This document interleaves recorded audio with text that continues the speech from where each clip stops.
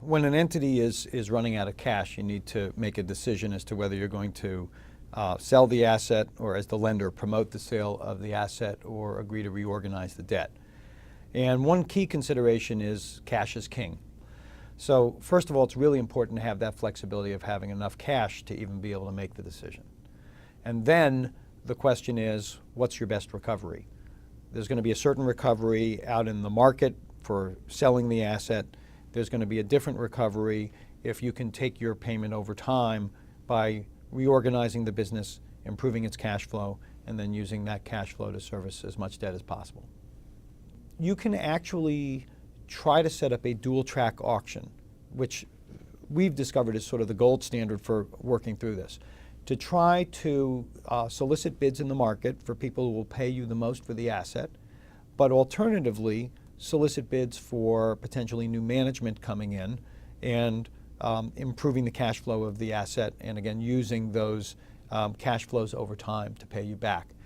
If you can get the parties to agree that you will solicit both kinds of bids, then you really can get the fullest degree of competition for your outcome.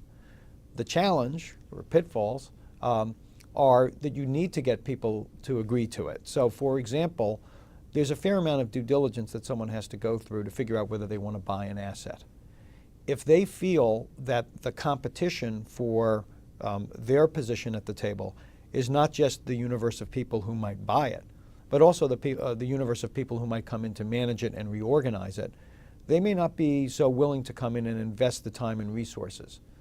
One of the things that you can do to make them indifferent to that risk is to agree to cover their expenses in the event they get outbid.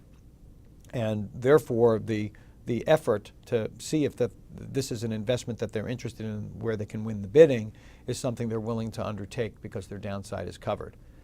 That is an expenditure of resources that needs to be signed off on by various other parties at the table, including the lenders. So these are extremely complicated deals. I think they are the highest order of skill and deftness required for their execution. Definitely not the kind of thing you do at home. All you can do is take a look at the facts on the ground and see how this dual process puts pressure on each side of the bid to enhance their bid. And they really sharpen their pencils, and the bids get better over time.